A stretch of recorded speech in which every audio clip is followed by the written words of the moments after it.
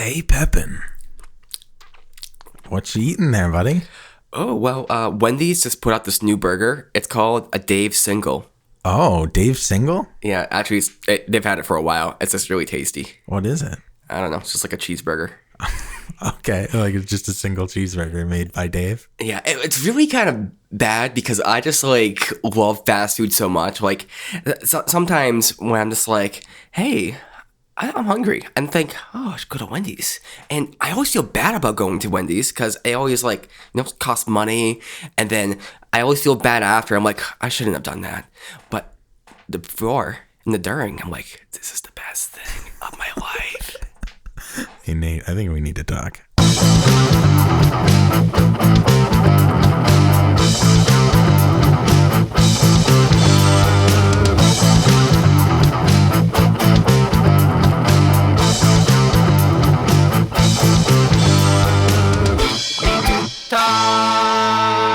Welcome back. My name's Meter. I'm here once again with my best friend Nathan Pepin. How's it going, Pepin? Yo, I'm doing well. How about you, Steve Meter? Not doing too bad. Thanks so much. Why did I use both your names? Why is this so awkward? We haven't recorded in a while. I think it's a problem. Yeah, also, it's like there's something between us, and it's called a pop filter. You have two pop filters Between us. This is between not good. you and your mic, and I have one. So many plosions. I do. So there's 3 pop filters between us. Why do I have 2 pop filters? Listen, these plosions are well under control. And speaking of under control, fast food. You know how McDonald's is controlling all of their product line, like from the beginning all the way to the end? They own farms and everything right up through. That's a really smart business model. It really is, and it's pretty impressive. It's a lot smarter than okay, this is getting into a side tangent here, but there's one thing they don't control, which is the coffee market, and that's something they're trying to get into now. But the coffee market is really tough because I used to work as a fast food manager, essentially. I mean, it was a coffee shop, but they sell like food too, so it's kind of like fast food, donuts and stuff.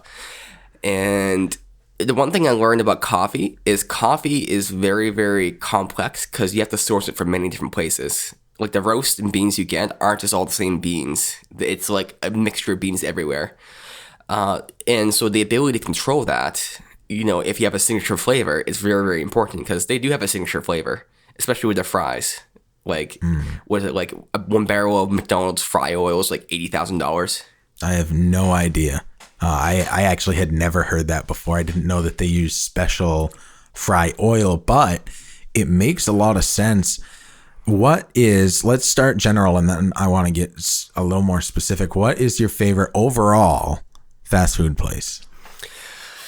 I would say right now it's actually Domino's. Domino's? Yeah. Interesting. You consider that fast food? Yeah, I mean, it's fast pizza. So it's like I order pizza on the go. I go use the app and then it just, gets ready and I pick it up. So that's fast food to me because That's definitely not fast food. What? No, it's fast food. No. Fast food, you need to be able to stay in your car, pull around and pick it up. I wouldn't even, the hot and ready, I don't even think I'd call that fast food. And that's arguably fast food. Okay. But I would say to be fast food, you would need to like be able to go through a drive-through. Okay, in that case, favorite fast food would probably be Wendy's. Oh, okay. Is there anything specific that makes Wendy's the king for you, or queen as it were? Okay, so this is how I would rate them. Mm-hmm. So burgers are good. I think they're the better burgers around. I think Burger King has good burgers too. McDonald's, their burgers suck. Like they taste very fake and salty and stuff like that, but artificially salty. It's not like, ooh, this meat's so salty. It's like, oh wow, they put salt in this meat. And so with the Wendy's burgers, they're like thick, they're square for some reason, and they taste like meat. It's not like good meat. It's not like a real burger, but it's more real. They have good prices, less good prices than McDonald's, but they're still good enough. The fries are not as good as McDonald's fries, but they are all right. And they're also right down the road from me, so that's another plus. Well, so is McDonald's. McDonald's is actually closer. Yeah, but the thing with McDonald's, as I said, is the burgers are not really good. Like, they taste cheap. I mean, Wendy's, they are cheap, and I know it's a similar grade, I guess, but it's not as bad. Like I can eat a Wendy's burger and not feel like I just ate something that was artificially created. Okay, that's totally fair. That's totally fair. I definitely agree with the fries from McDonald's being the best fries that there are. I think the chicken nuggets from Wendy's, they have the best chicken nuggets by far. I haven't had the chicken nuggets. And I think Burger King has the best burgers. Those would be my big three ratings there. My favorite fast food place, though, is Taco Bell. I thought you were going to say that. I love spicy. I love Taco Bell. You can get like the 10 for $10 where you can get soft shell, hard shell, and burritos. Their burritos are arguably one of my favorite things. And if it's paired with a KFC and I can get burritos and a box of wedges, oh man, that's just the king. Ooh, I changed my mind. I think the best fries might be KFC. Yeah, the KFC wedges are amazing. They taste like real potato, but they still have the crunch. They still have everything. They're really good. I don't know that I can put them in the same category as fries, though.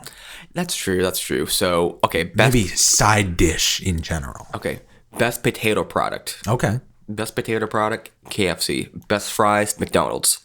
Okay. I can get behind that. And I think if we're chicken nuggets, I got to go with Wendy's, but chicken product, I would go with KFC on that too.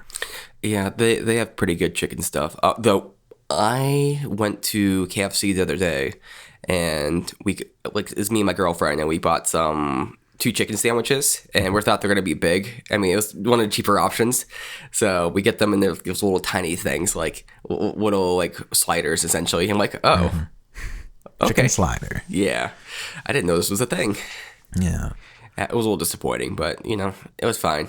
So fast food's interesting because it's something that you can just get on the go. You can either get it in your car or you can go in and eat. Why is it still enticing even if you go in and eat? Like, I could see it being mobile, being not having to leave your car, being the big draw, but it's not the only draw.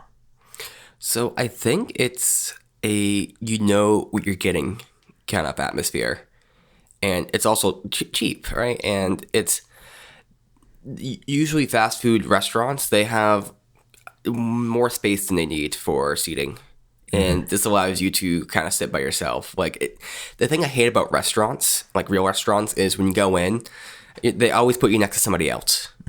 And you don't have a choice where you sit. Or even if you sit somewhere, it's always going to be kind of packed. Maybe you get there when it's slow, but it's always kind of like that.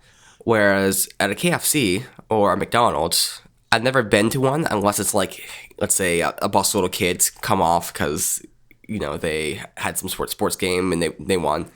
Unless it's that kind of thing, they're never full. So you can choose where you want to sit and everything, and plenty of space. And it's not a bad atmosphere. It's also just kind of quick, and you can stay as long as you want. You don't have to stay there for 30 minutes. You can just have a quick eat and go. But I'll let you expand upon that in a second. But one thing I was thinking about too is I've noticed that a lot of people will order fast food. They'll go into it to get it, right? And then, or maybe they even go through the drive-through, but then they eat it in their car. They'll just park and eat it in the car, which is also interesting. That is very interesting. If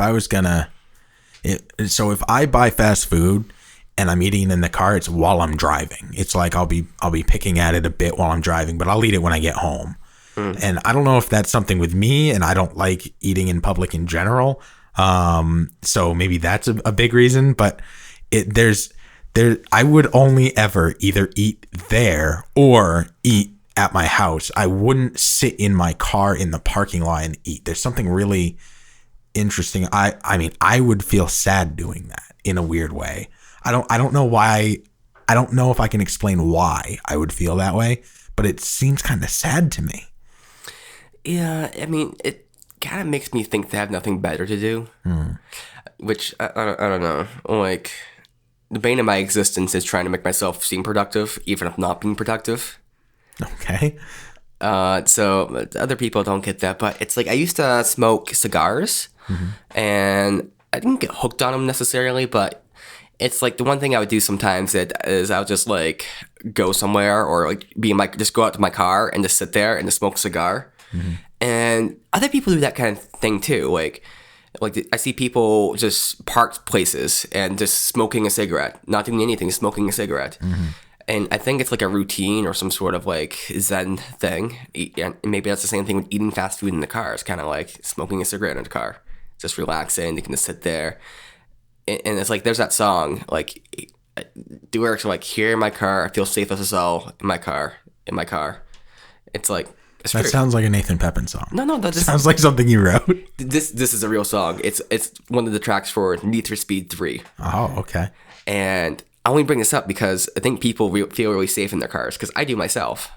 It's like there's two places I feel safest. One's in my bed, the other's in my car. And I also think that's why drive-through appeals to people so much. Your bed, your car, your girlfriend. Well, it depends if we're using a condom or not. But yeah, you gotta always wear a condom when driving your car. So, I mean, you got your own tunes in your car, and you don't have to deal with anybody else. You can just sit there and chill. You can put on the AC if you want. So, I mean, I guess I can kind of see it. It seems like if I'm going to be not in the place where I bought it, sitting eating, I might as well be at home. Yeah, that's what I think too. So, okay, I do the same thing you do. So let's say I am really hungry and I grab some food on the way home from work. Let's say, right now work is like right down the road, but let's say this was like when I was working further away. I would nibble at the food. Maybe I have like a couple bites of the sandwich and stuff. Maybe eat a whole sandwich or a couple, Maybe I eat it in my car as I'm driving, but I'm not going to sit there and eat it. Like that seems ridiculous because it's like I have time to kill. So let's say you go out, right? And you're going to go to shop. So before you go to shop, you're like, oh, I should grab something to eat. So you get something to eat. Like if I have other things to do, so it doesn't make sense for me to go home now, then why not just eat inside? What's the draw of being in the car? And I feel like we've really, again, hung up on this issue. I just don't understand it. Yeah, I don't understand it either. And maybe the people who prefer to eat in their car are thinking, well, why the fuck would I want to eat in the store? It's gross. It's sticky. There's other people. Like, that's an awful environment. You got to listen to the pumped-in music they got going on. I don't want to hear Alanis Morissette anymore. I get one aspect to it, and maybe you're listening to the radio, maybe you're listening to music, maybe you're listening to a podcast, maybe you're listening to We Need to Talk. If you're listening to We Need to Talk eating a sandwich right now, good job. Hey, send us a tweet at WNTT1. Oh, okay, keep going. Are you trying to? You're trying to end the episode? No. Oh, okay. No. Why am I talking so loud? No. Or on Facebook, The Talk Show. So you were saying that you understand an aspect of it. Was it just that you can listen to whatever you want? Yeah. Well, the aspect I think is just kind of sitting there with something to do, and it's kind of like smoking a cigarette in your car. Just to relax. It's like I think if you have nothing to do and you just have something that occupies your full time, and you're in your car, it just kind of feels like you're now just preoccupied with that thing. And it's not a bad thing. Like, in the sense of, if you were cleaning the bathroom, yeah, you're preoccupied your whole time there. And it's something to do, but no one wants to clean the bathroom. But eat a whole shitload of fast food, that's something everyone wants to do. Maybe not in some ways, but maybe you regret it after, but in the moment you're kind of like, ooh, this is tasty. In the flavor department, it's all in. Yeah. And this is where I think things are confusing too with fast food, because people will say fast food tastes like shit, and it does in a way, but it's also delicious. It's like I don't know, food injected with drugs to make it taste better. Okay, so literally what it is. Yeah. And it's like MSG, right? It's like you add MSG to things and tastes better, apparently. Now that opens up your taste buds, correct? Something like that. I think it opens them up so that you can take in more flavor at once. That's interesting. It's fascinating. But it's like they'll compare it to like restaurant food, and restaurant food's definitely more tasty and everything. But it's like kind of like candy. I think it's like candy. So candy, it's like a big hit of flavor. You get sweet and sugar and all this kind of stuff into your gullets. Mm-hmm. This is not very. I think the gullet's like the throat, and I think that's usually like on birds. But go on. I'm watching too many nature documentaries. I think it's so like zebra gum. Like it's good for like 2 seconds, and then get rid of that shit because all the flavor's gone. And go take another bite. Or circus peanuts. Okay. Circus peanuts. You remember when we showed circus peanuts to Prachish? No, what happened? Okay, so for those who aren't aware, we roomed in college, and we had our RM, is that what you call it? Like RA. RA, so residential assistant, and he was a nice guy. He was foreign. He was like from Nepal or something like that. And what was really interesting is he had never had circus peanuts. And circus peanuts are these things that everyone knows what they are in America, of course, because we've all had them. And we like 2 of them, like, oh, this is all right. We had a 3rd one, like, what the fuck is this shit? It's like one of those things that's so weird. It's so good for the first couple, and then it's just the worst thing we've ever had. And so me and Meter, we hyped the shit out of this for Prajesh, and we told him about it. And he's like, well, I've never heard about this.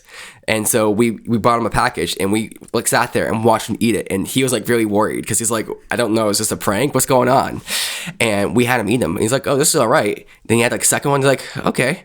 And then the third one's like, oh, this is bad. I don't know. What was the point of this? And it was hilarious. The thing about circus peanuts is that, like, I don't know. I feel like it's almost the opposite for me. It's like I don't like them. I know I don't like eating them. It's basically all sugar, so you have the guilt factor. On top of that, the flavor is not that good. The texture's weird. Mm-hmm. I can't describe the texture. It's almost styrofoam-esque, but it melts in your mouth. Yep. It's wild.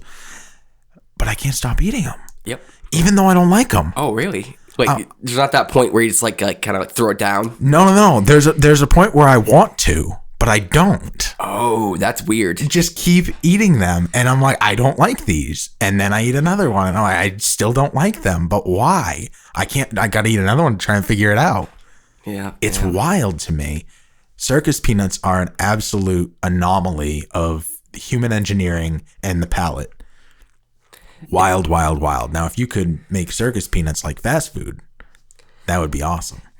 And it's really interesting how like McDonald's makes their food, for instance, because they got it down to a science. So they have this machine that will cut the fries, and it will kind of like, I don't know what it is exactly, but they shoot the fries through this thing, and then they have this thing that will figure out which fries are bad, and in midair or something, it will like shoot these fries down, and this is how it gets like such good fries. Number one, it has very good quality to know like the sourcing and everything, but they also can get all of the best pieces of the fries and get the exact kind of shape and length and width that they want. And so they're super complicated with that. And there's also other things with like say the patty quality and everything like this. They have their taste down. Like if you go to any McDonald's, it's gonna taste about the same. Like there's not gonna be taste different. Same is true with Wendy's and also Burger King. Like there might be small differences from here to there, but overall the taste is pretty universal. I think that's one aspect of fast food that people enjoy. Yeah, I think that's a branding thing in general. I know Walmart really was the first place that I saw that took that to a new level where they changed every Walmart across America so that if you're in Maine and you go into a Walmart, everything's in the same spot as it would be if you were in California Walmart. No matter where you are in the world, you have that familiarity.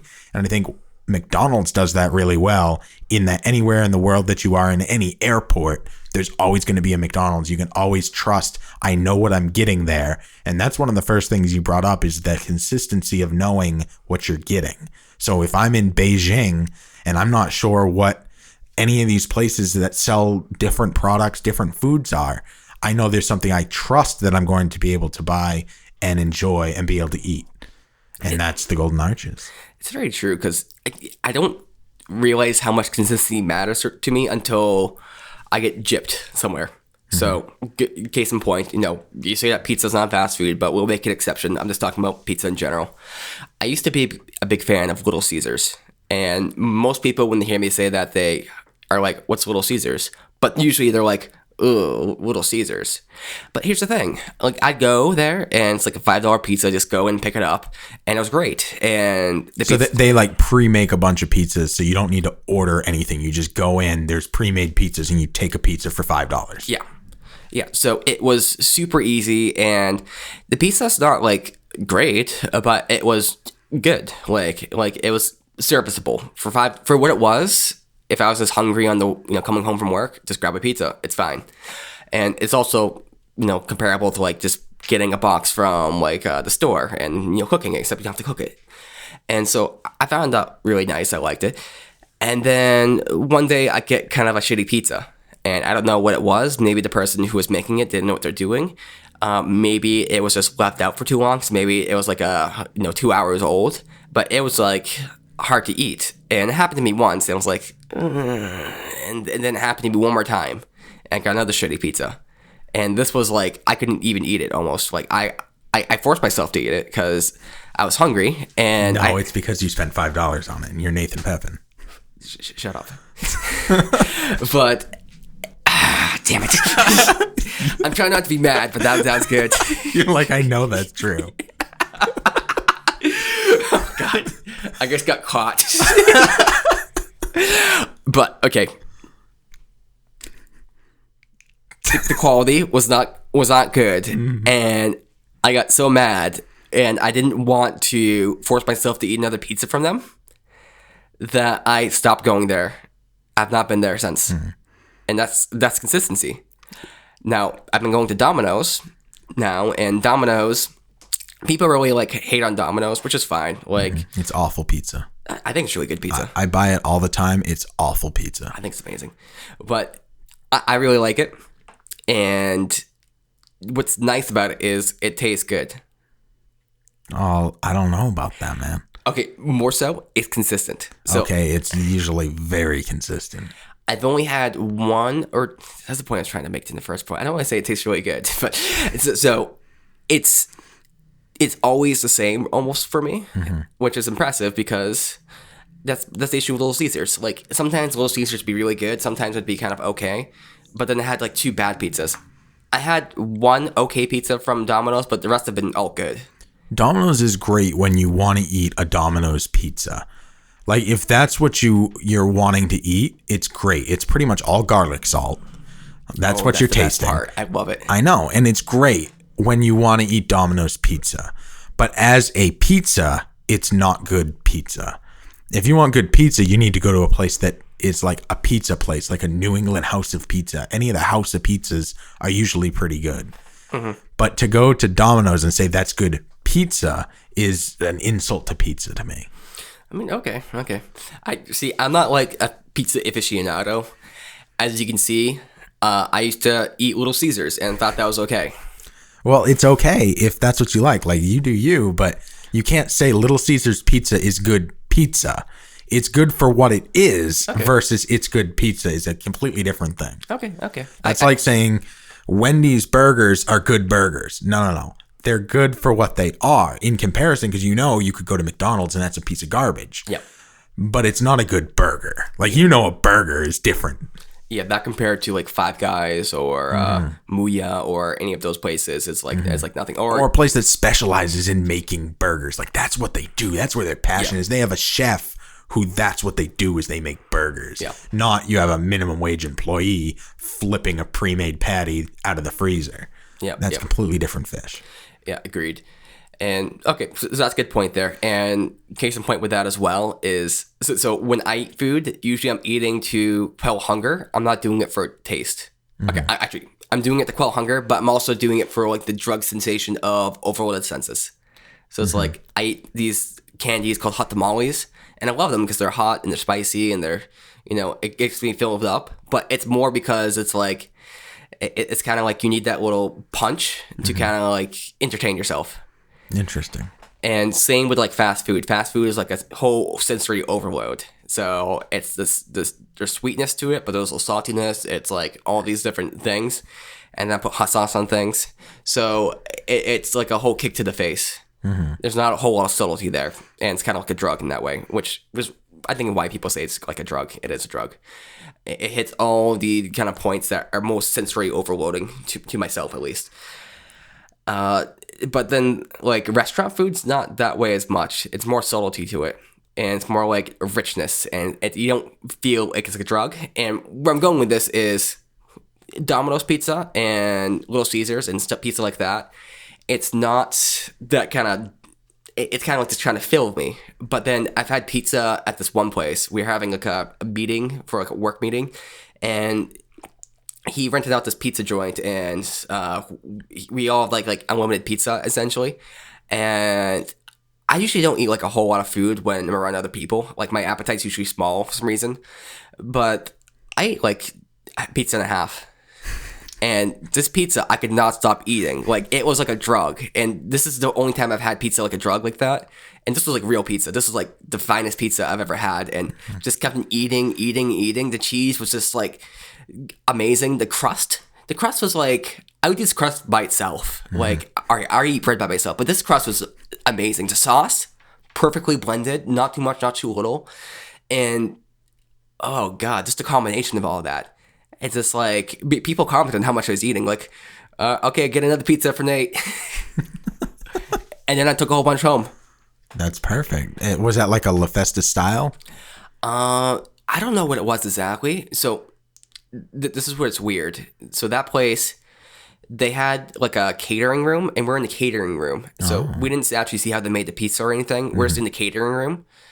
But I assume it was. La Festa, for people who don't know, is a local kind of a pizza shop in Dover, New Hampshire, and it's really good. That pizza is really good too. That is good pizza. But I think this is better than La Festa, to be honest. About 57% better. Singing the praises and coming up with percentages to prove it. I can't even tell you where this place was, except that was in Maine. So go to Maine, find this pizza place, and enjoy it. It's amazing.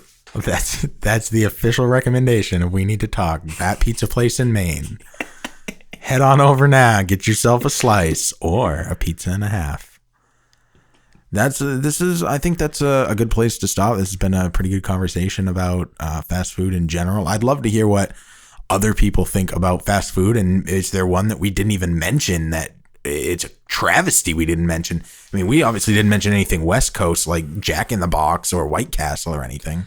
Yeah, it's like I am reminded how much stuff is localized because, okay, there's a story about this guy who he like would go on business trips to New York or something like that, or Boston, and he was like raving about this one restaurant, and he would be like, oh yeah, I gotta take you out there, and ends up the restaurant was Subway. It's wild. He didn't. There are no Subways over there, and he just thought this restaurant was the best thing ever. And and that's why they spread the way they do.